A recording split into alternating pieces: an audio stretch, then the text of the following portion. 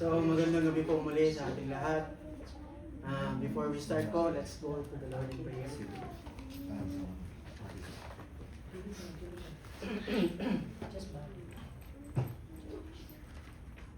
Pray. Kapilang Diyos, manaming sa langit, manaming makapangyarihan sa lahat, Panginoon. Ako'y muling magpapasalamat, Panginoon, sa isang linggong protection mo, Panginoon, sa bawat isa, sa mga papalang ibinibigay mo, sa mga pag-iingat po, protection na ginagawa mo sa bawat isa. Panginoon, salamat po sa gabing ito, Panginoon, na iyong binigay, Panginoon, para sa amin upang kami po yung muling makarinig po ng iyong salita, ma-remind po muli kami sa iyong salita, Panginoon.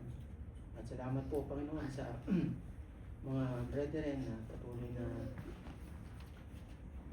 dumadalo po ng Bible study sa kabila ng kanilang kabisihan, Panginoon, sa trabaho.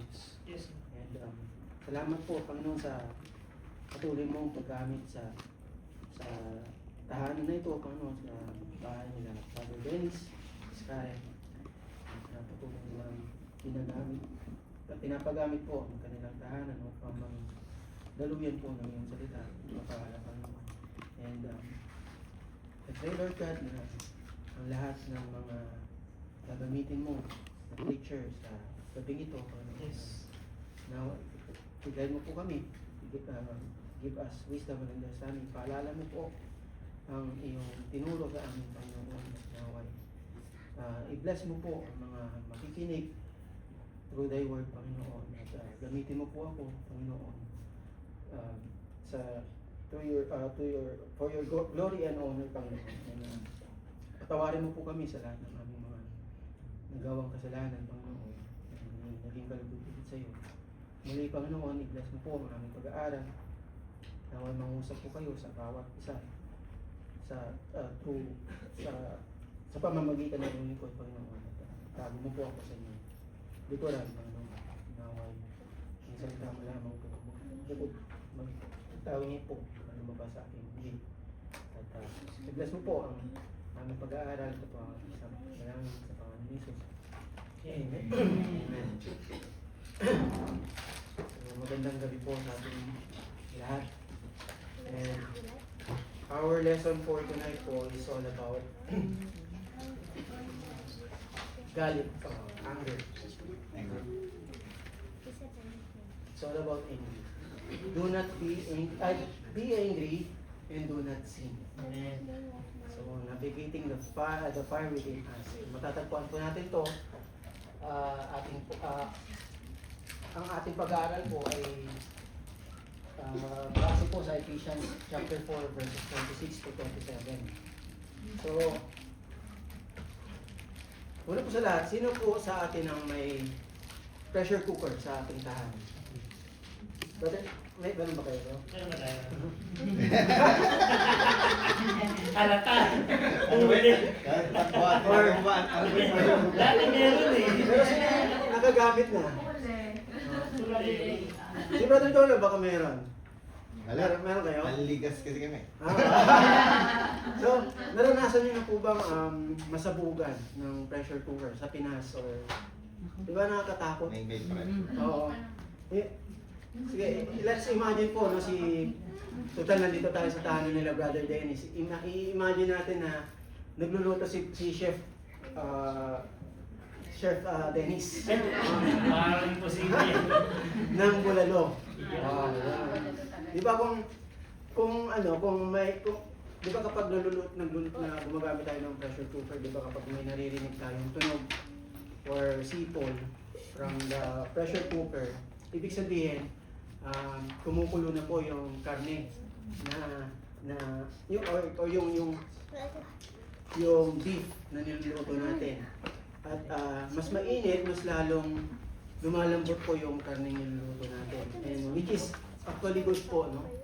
Dahil pinapalambot nga yung matigas na karne. Ngayon, pero minsan po, may mga instances na yung safety safety valve ng pressure cooker may mga instances po na nababara ng mga latak na pagkain. Siguro, yung mga sebo, siguro sa palaging paggamit or madalas hindi natin na nalilinisan ng maayos, nagkakaroon ng latak. No? Nagkakaroon na nagkakos na mabara po yung yung pressure, yung valve. Ngayon, syempre kapag walang hindi makalabas yung singaw ng pressure cooker, tendency tumataas po yung pressure sa loob, no? Hanggang sa ma-meet niya yung kanyang limit, no? Hanggang sa lumagpas na siya sa kanyang limit. Alam naman po natin yung mangyayari doon, di ba? Pusa na lang po silang sasabog na parang bomba. Yung pisan ko po nakaranas ng ganito at talagang grabe po yung pinsala na nakuha niya. At, pero ngayon okay na siya. Okay na yung balat niya. Now, ang anger po or galit ay tulad din po ng pressure cooker. No? Ginawa po ginawa ng Diyos ang tao na may kakayahang makaramdam ng matinding emosyon. Hindi para makagawa tayo ng kasalanan, kundi para magamit ito sa mabuting paraan. Pag-aaralan po natin yan sa mamaya. Pero kung ang ating safety valve sa ating pressure cooker, which represent po yung ating self-control or yung totoong pagpapatawad, no? Ay nabarahan po ng yung pagkikimkim ng galit o yung pagtatanim po ng galit.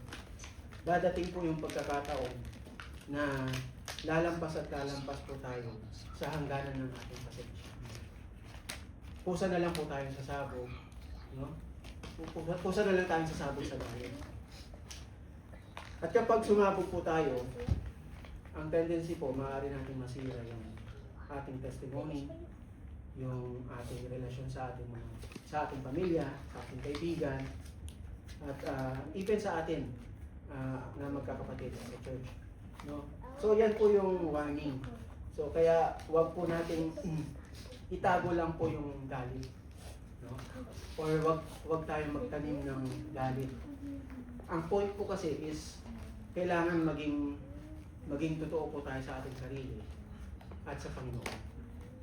Minsan kasi 'di ba sinasabi natin na okay lang, okay ka na, no, napatawad mo na.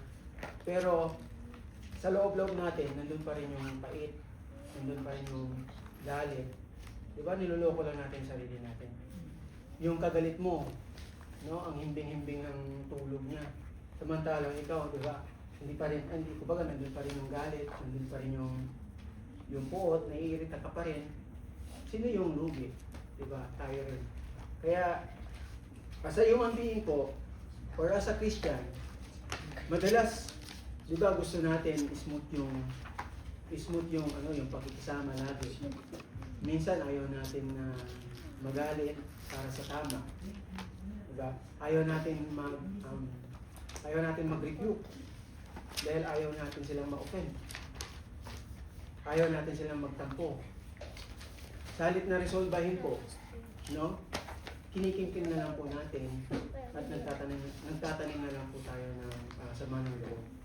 So, nagkukunwari nga tayo na okay na tayo, okay na ang lahat, humingiti tayo, pero deep inside, kumukulo na pala tayo. Kaya, at saka umaabot na tayo hanggang sa umabot na tayo sa ating limitasyon na ready to explode. So, tingnan nyo po yung like for example po, tingnan nyo po yung mga bata, no? Yung mga balita sa Pilipinas, no? Mga minor de edad. Sino po nakapanood ng mga videos? Dalawa ko yung napanood ko eh.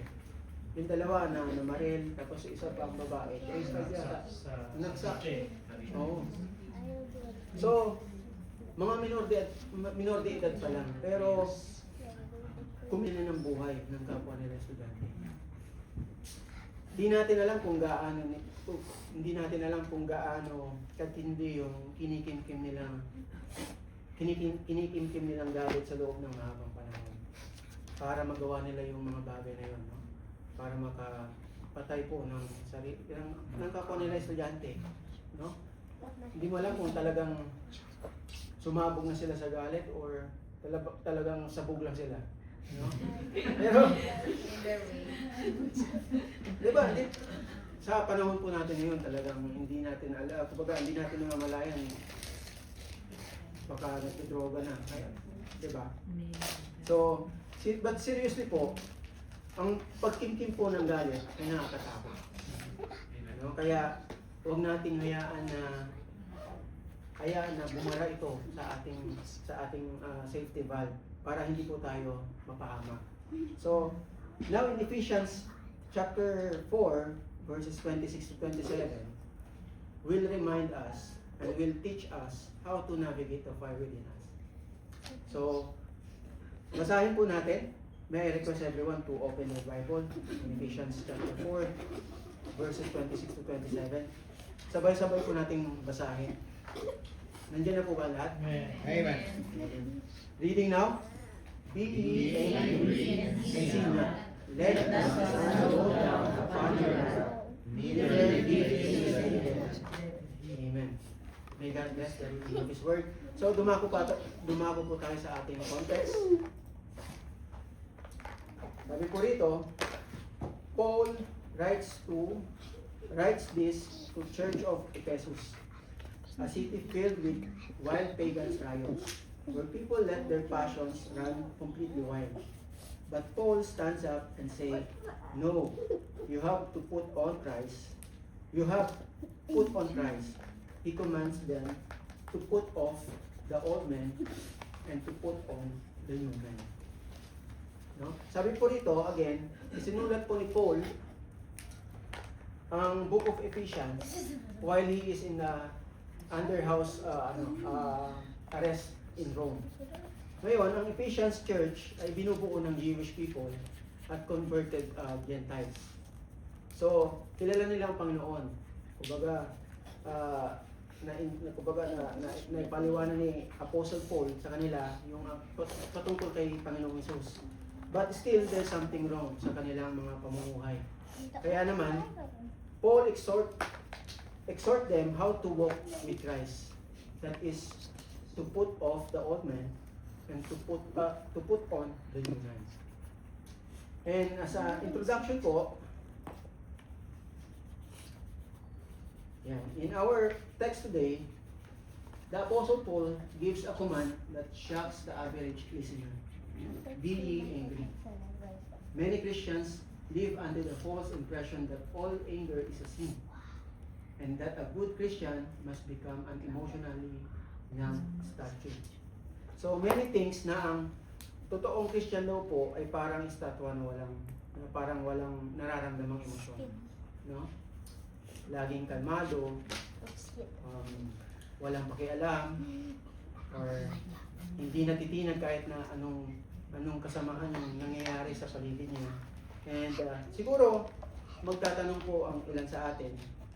So, Brother Kirby, ibig ba sabihin ito na may pagkakataon ba na ang hindi pagkagalit ay siyang nagiging kasalanan?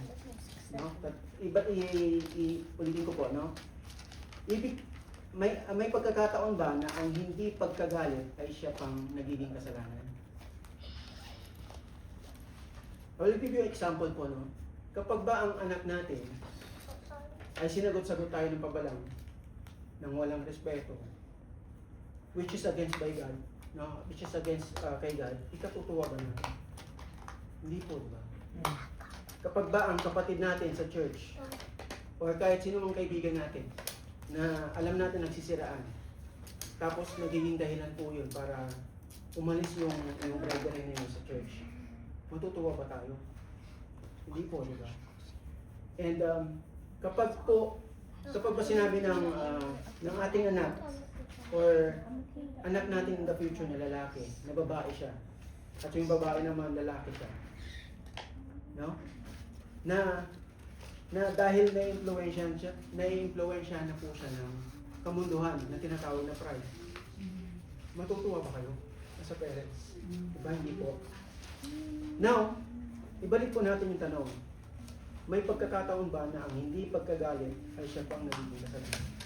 The answer is no. Ay, yes. Sorry. So, pero kung hindi man, lumalabas naman po na kinukonsinti lang po natin sila sa kanilang kasalanan. Nagiging kasangkapan lang din po tayo para magpatuloy po sila sa kanilang kasalanan. Amen po ba? Amen. So, tayo po ay dumako sa ating points to how to navigate the fire within us. So, meron lamang po tayong 3 points na pag-aaralan. Imayin po natin yung ating text po sa gabi ito. So, ang first point po natin is the definition of anger. This will help us to understand more the meaning our inner fire. There will be 2 types of anger na ating pag-aaralan dito sa puntong to. And this will help us kung paano natin ma-distinguish yung right from wrong. So, number 2 po, other points po is the danger of anger. This will help us to identify when anger becomes sin. No? And lastly po, the third point, the discipline of anger. This will help us naman po. This will give us practical strategies on how to handle our anger as a Christian. So let us go po sa ating first point. Sa ating first point is the definition of anger, understanding the inner fire. So di ba po ang God created us in His own image. Amen po ba? Amen.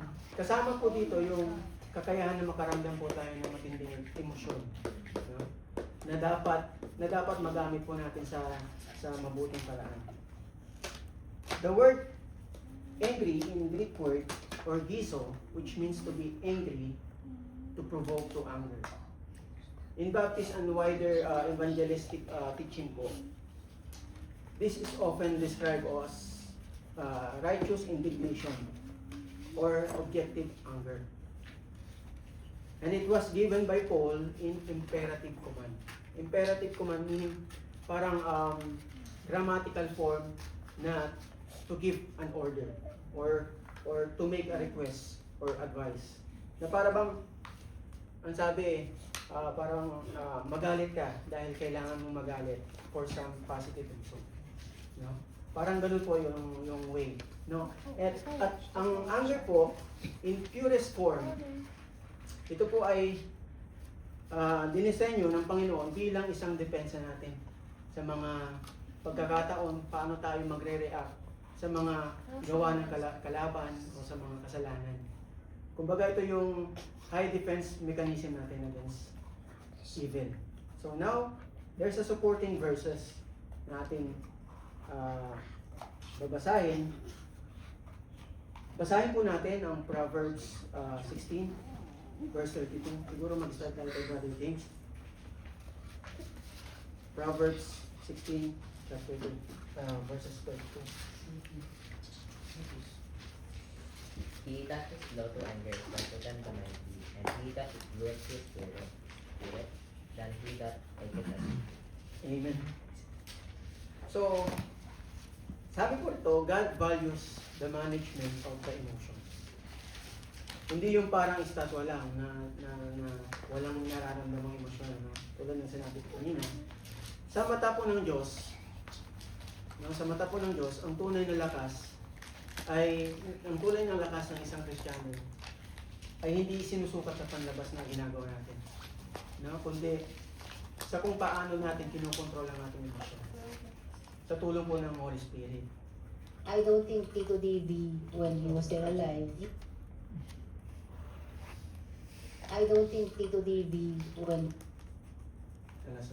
Mata ng Diyos, ang tunay na lakas ng isang Kristiyano ay hindi sinusukat sa panlabas na ginagawa natin. Kundi sa kung paano kinokontrol ang ating emosyon sa tulong ng Holy Spirit, no? Hindi po inutos ng Diyos na i-deny natin ang ating nararamdaman. The command is how to anger. Hindi siya do not anger. No? ginawa tayo ng Panginoon na may likas na makaramdam po ng matinding emosyon. But He called us to manage those emotions sa ilalim po ng kanyang kapangyarihan. And next po is Ecclesiastes chapter 7 verse 9. Basahin po natin. Ecclesiastes 7 verse 9. Be not hasty in the thy spirit to be angry, for the anger rested in the bosom of food. Amen. Amen po. So, anger should be a visiting warning sign. No? Should be a visiting warning sign. Hindi dapat ito permanente sa atin. Like yung pagtatanim natin ng galit sa ibang tao. Ano po? So, ang key points po dito, the first key point po nating pag-aaralan sa ating first point is, biblically speaking, anger is not naturally a sin. It is emotionally capacity given by God. Again, anger is natural, no? But anger is not naturally a sin. No? Hindi po siya assault na sin. So, so, nagiging kasalanan lang po ito kapag may involvement na ng pride, ng jealousy, no? Or alinmang bagay na involve ang kamunduhan. Like yung illustration natin kanina, yung about sa pressure cooker. So, based sa nabasa natin kanina sa supporting verses na sa Proverbs and Ecclesiastes, makikita natin na may dalawang klase po ng galit or anger. Number one po dito is righteous anger, which is triggered by a violation of God's holiness and law, triggered by an offense against others, motivated by love, grieved by sin, and remains completely uncontrolled. Like po nung in-example natin kanina, about sa pagsasagot sa mga magulang, no, ng pabalang, ng pagsisiraan ng bawat isa sa mga kapatid natin, or yung pinaka-worst, yung last, no, yung babae to lalaki, lalaki to babae. No? All of that are violation of God's holiness and law and offense. So, next po is the human or sinful anger. Sabi dito, sinful anger becomes corrupted instantly because of our fallen sinful nature, triggered by an offense against self, motivated by pride, desires, revenge, and rages out of control. So, like po sa nabalita po no sa Pinas, no, yung mga nangyayari sa mga minors, 'di ba? Nung pinapanood ko po, talagang ang hirap panoorin eh. Kasi parang parang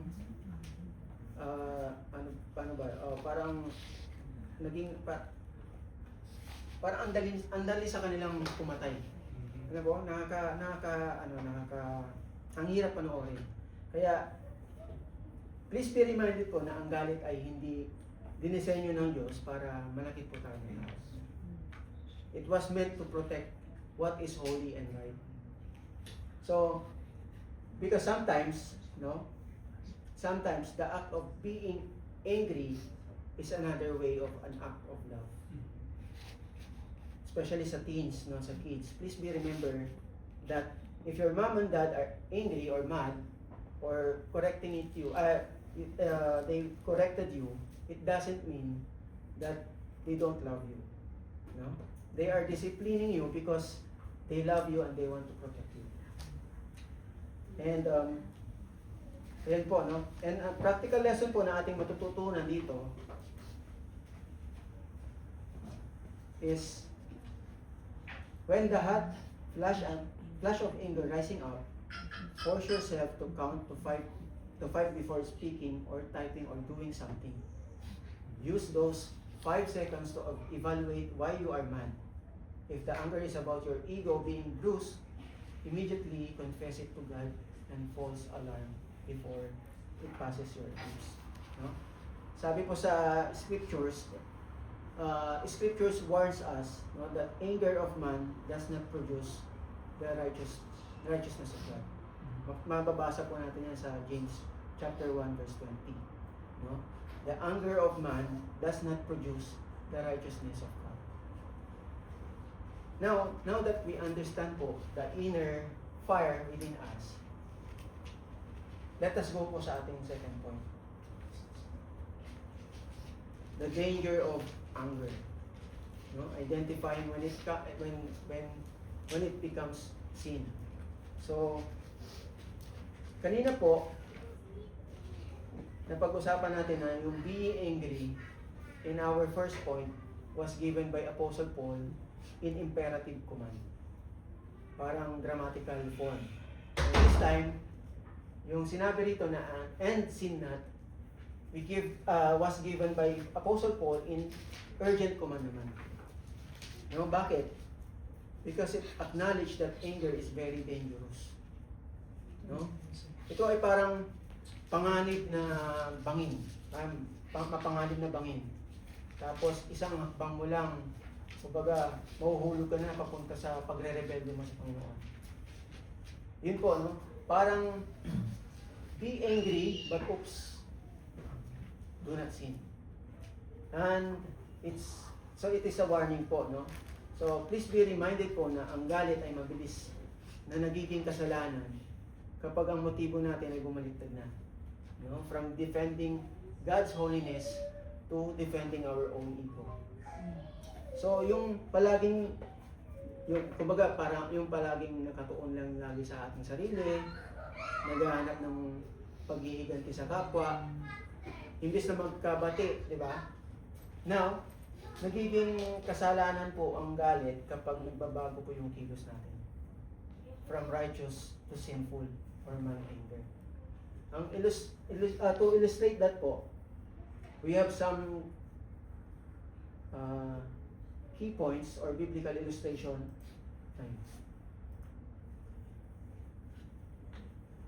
To illustrate that. So first key point po is when anger becomes a sin due to driven pride. No? And it's about the king Nebuchadnezzar, full of fury. Basahin po natin yung Daniel chapter 3 verses 19 to 25.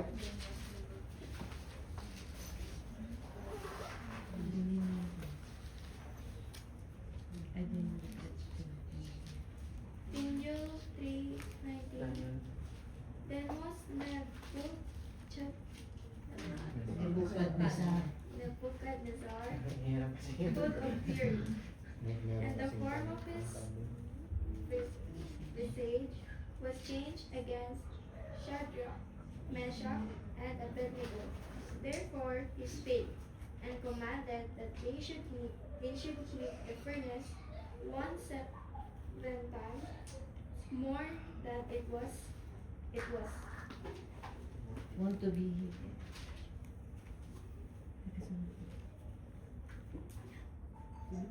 20. And he commanded the most mighty men that were in his army to bind Shadrach, Meshach, and Abednego, and to cast them into the burning fiery furnace. 21. Then these men were bound in their clothes, their hoods, and their hats, and their other garments, and were cast into the midst of the burning fiery furnace. 22. Therefore, because of the king's commandment was urgent, and the furnace exceeding hot, the flame of the fire slew those men that took up Shadrach, Meshach, and Abednego. 23. And these three men, Shadrach, Meshach, and Abednego, fell down bound into the midst of the burning fiery furnace. Then Nebuchadnezzar the king was astonished, and rose up in haste, and spake, and said unto his counselor, Did not we cast 3 men bound in the midst of the fire? Then answered and said unto the king, Truly, O king. 25. He answered and said, Lo, I see 4 men loose, walking in the midst of the fire, and they have no hurt, and the form of the fourth is like the Son of God. Amen. Salamat po. Ito po yung patungkol sa tatlong binata, no, na trinay nilang sunugin, no, sa fiery furnace, no. So, sabi po rito, si King Nebuchadnezzar ay pinakamakapangyarihang emperador sa buong mundo noong time niya, noong panahon niya. Gumawa siya ng isang dambuhalang ginto, no, ng imahe niya, no, at inutusan niya ang lahat na dapat sila magsamba rito. Ang galit niya rito ay hindi dahil lumabag ang tatlong binata sa kanilang batas. Nagalit siya sa tatlong binata dahil tinanggihan ng mga ito ang nakilalanin ang kanyang kapangyarihan. So uminit po yung ulo niya, no? Kumbaga na-insulto po kasi yung kanyang pride. Dahil sa kanyang pride, nagawa niyang utusang patayin yung tatlo. Pero alam naman po natin kung ano yung naging resulta. No? Nakita niya na nakita ng king na apat yung taong nasa fiery furnace. Furnace. So, pero ayun nga po yung nagagawa ng galit. Ano po? Alam naman natin yung nangyari sa tatlong ito na iniligtas po sila ng Panginoon. So, please remember po na ang galit ay nagiging kasalanan sa sandaling na-involved na yung pride. No? Kapag na-involved na po yung pride. Ako nga po guilty rito kasi naalala ko noon nung time na pumunta kami kila mama sa kaya ikwento ko lang, pumunta kami kasi nagigilty ako rito eh. Pumunta kami sa bahay nila mama, naghahanap kami ng parking. Sa Mega Mall, ang hirap mag-park doon. No? Kung ilang ikot na akong naghahanap, wala pa rin. Hanggang sa may umalis na sasakyan. So ako naman, nag-park ako, kumbaga nilagpasan ko yung sasakyan kasi plano ko mag-park patalikod. May pumasok na, biglang may pumasok na sa sasakyan. So, uminit yung ulo ko nung time na yun. Kasi feeling ko natapakan yung pride ko. So, kaya inaamin ko na nagigilty ako rito. Kaya nung talagang hinintay ko pa siya. Sa init ka pala, bro. sa init, kumbaga sa init ng ulo ko, parang hinintay ko pa talaga siya. Kasi sabi niya sa akin, may iaabot lang, may di-deliver lang. Talagang hinintay ko siya para sabihan ko siya na mali yung ginawa niya, na ayun, pero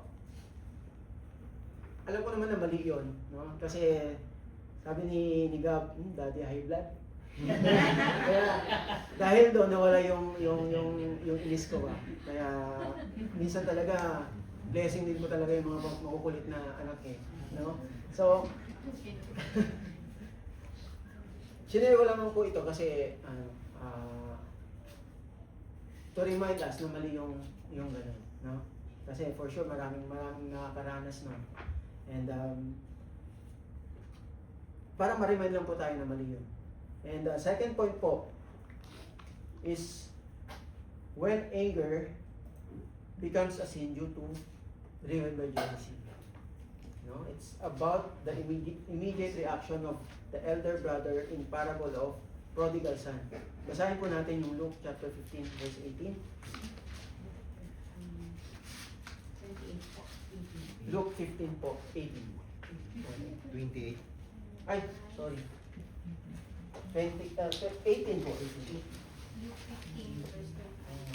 I will arise Ganun po, and take my father, and I will say unto him, Father, I have Ayan. sinned against heaven before thee. Ano ba? 28 po, 28. 15:28. 15:28. Ayun yung boses. And he was angry and would not go in there, for came his father out and entreated him. Amen po. In this account po, nagsiselos po yung elder brother nung prodigal son. No? Na kung saan, hinayaan ng tatay na makuha yung porsyentong mana niya. No? Dahil dito, nagawa ng prodigal son na magawa yung kanyang mga luho. Ngayon, nagtanim po ng sama ng loob yung elder, tinding galit. At ang galit niya po ay nag-ugat sa inggit. So pakiramdam niyo po kasi hindi patas po yung kanilang ama. Dahil ang pagkakaintindi niya, pinagpala pa raw po yung isang taong nagkasala kaysa sa kanya na nanatiling naglilingkod sa kanilang pamilya. Ang reality po, ang galit po ay nagiging kasalanan kapag nagtatanim tayo ng sama ng loob sa ating kapwa. No? It's a good reminder po na huwag tayong mainggit, lalo na kapag nakikita natin yung mas pinagpapala pa po yung mga unbelievers, no? Compared sa ating Kristiyano, sa ating mga Kristiyano. So, wag sana tayong lamunin ng galit dahil sa inggit. And the third point po is when anger becomes a sin due to driven by lack of facts, which is yung chismis. Diba? Basahin po natin yung Proverbs chapter 18 verse 13. Proverbs chapter 18 verse 13 po. 13. Opo. He that answereth a matter before he heareth it is folly and shame unto him. Amen. Sa Tagalog po, siyang sumasagot bago duminig ay kamangmangan at kahihiyan sa kanya. So nakakalungkot dahil sabi dito, a massive percentage of conflict within Christian families and churches is fueled by chismis or gossip. So maling hinala, maling akala. So when you allow your blood to boil based on the second-hand information without looking the accused individual in the eye, lalo na kapag nasa church, ang galit po natin ay isang kamangmangan. No?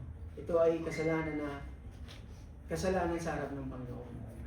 And again, this is also a good reminder kasi minsan hindi natin namamalayan na nagagawa na pala natin to. No? Sabi nga kanina, we have to think first, no, before we speak. So yan lamang po yung ilan sa mga key points natin sa ating pangalawang puntos. And for sure, marami pa yan, no? And now, ang ating practical lesson po nating pag-aralan sa ating pangalawang puntos ay never allow yourself to form an angry opinion based on the second-hand information. Kung nagdadayo tayo sa pagkain, magdayo din tayo sa chismis. Ano po? Now that we understand the danger of anger, God does not leave us without clear tactical plan. No? He gives us precise instruction on how to put out the unholy fire. So let us go po sa ating third and last points. The discipline of anger. Practical strategies for the believer. Basahin po natin yung Ephesians chapter 4, 26 to 27. Buuin na po natin.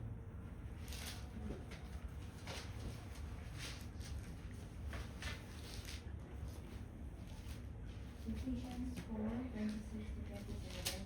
Be angry and sin not, let not the sun go down upon your wrath, neither give place to the devil. Amen. So let us go directly po sa ating key points, no? The first point is enforce a strict time limit. So sabi rito, let not the sun go down upon your wrath. Sa atin pong may mga asawa. Ano, hindi po ibig sabihin na patatagalin pa natin ang ating tampuhan, no, hanggang sa sumikat po yung araw, no? Wag naman po nating i-maximize yung time, no? No, hanggang sa umaga talaga, no? Pero ang ibig po sabihin lamang nito ay sana ay magkaayos bago po natin ipikit yung mata natin sa para matulog.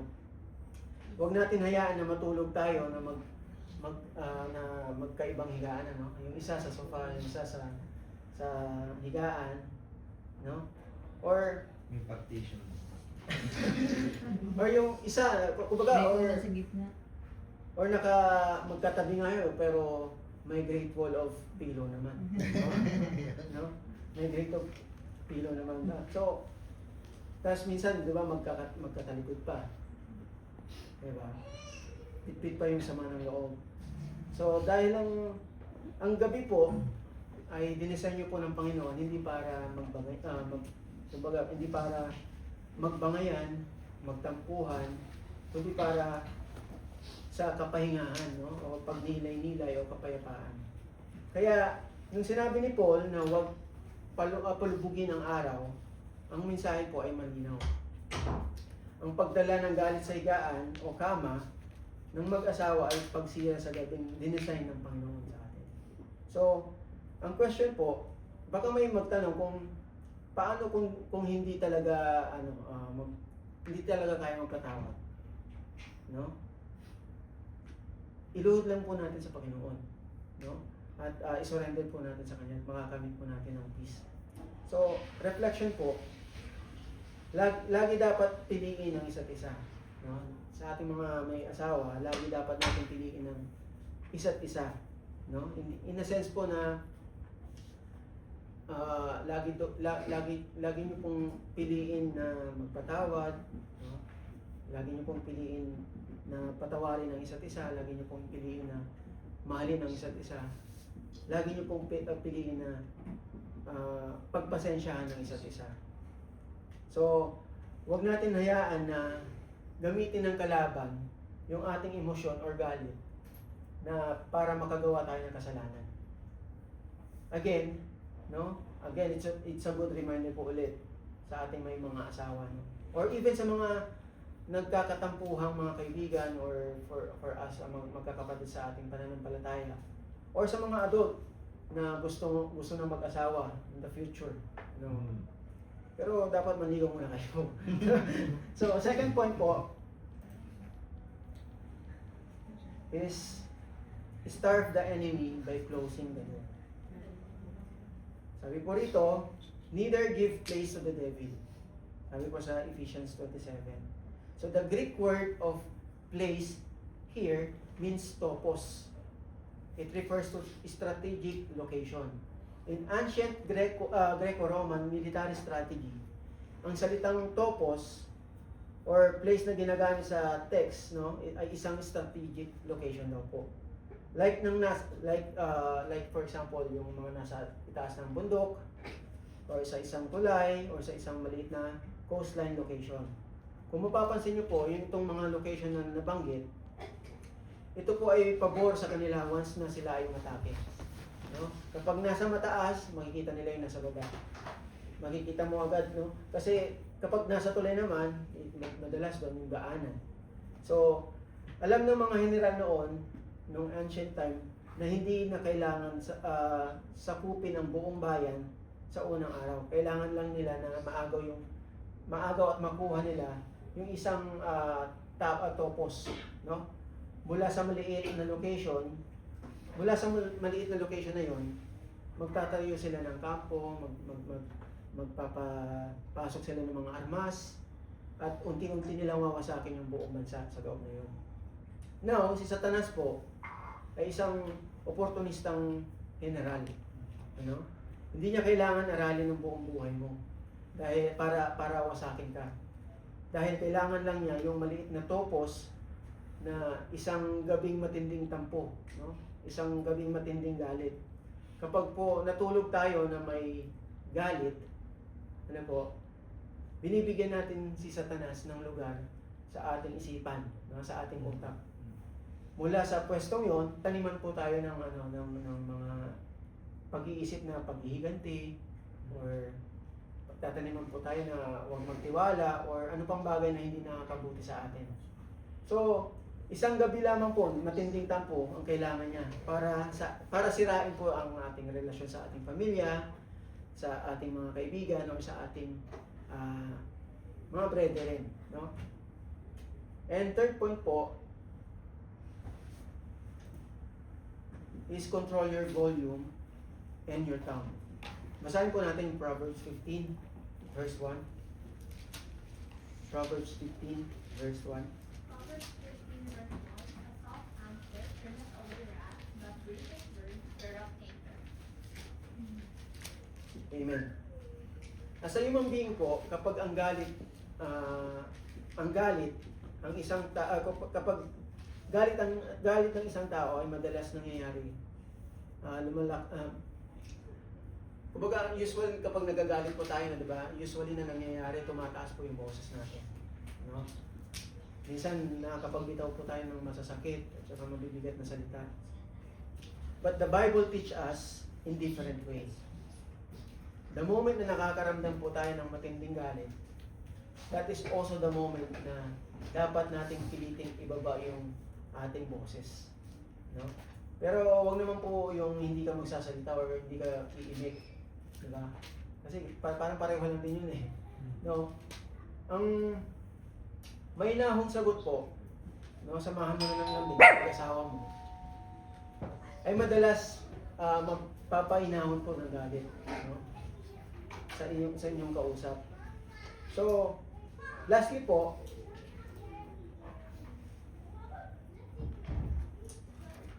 piliin po natin mabuti ang madalas nating kasama.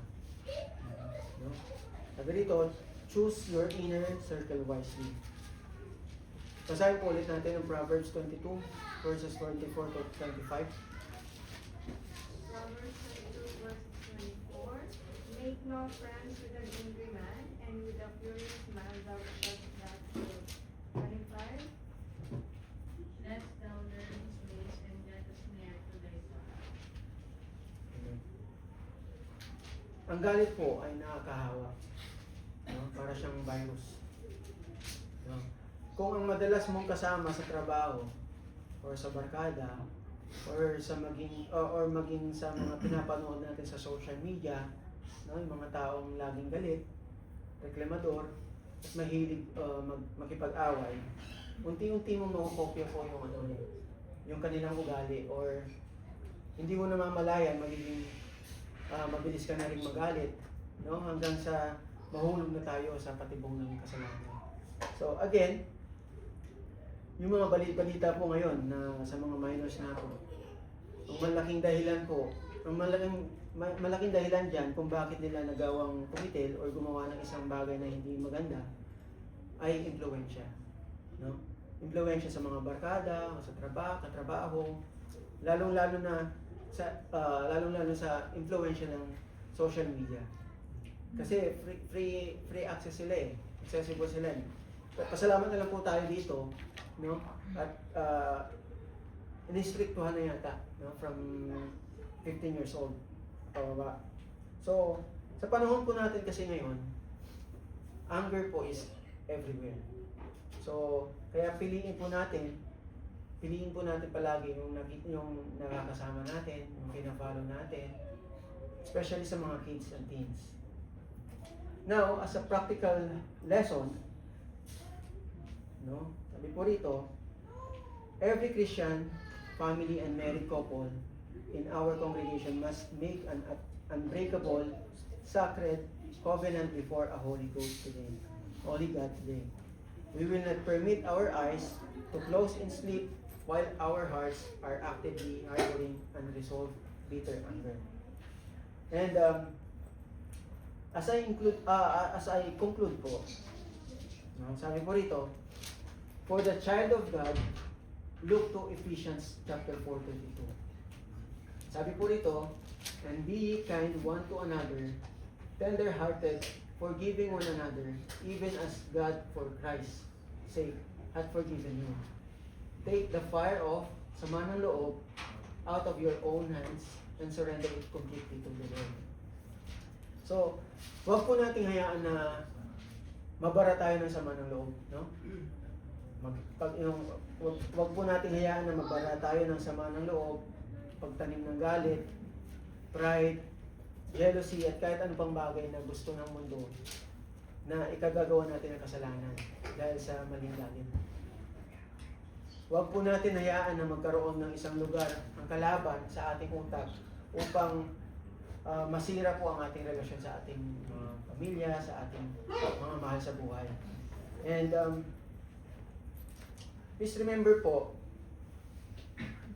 sabi dito, anger is natural, but anger is not naturally a sin.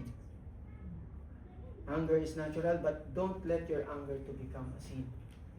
And anger was designed by God to protect what is holy and right, not to use it for our own ego. No, the command is how to angry and not to angry. Remember that when we angry, there's a caution to not sin. So let's use righteous anger and not sinful anger. Again po, hanggang dito na lang po yung aking lesson, and a blessed evening po sa ating lahat. And I pray po na kahit paano may natutunan po tayo sa Amen. ang anger po kasi everywhere po talaga yan eh. Maliit man, ilang taon ka man o matanda ka man, nakakaranas po yan ng mga tsaka magugulat ka na lang kasi sa mundo ko kasi ang bata-bata nakakapatay na. Diba? Parang makikita nyo na walang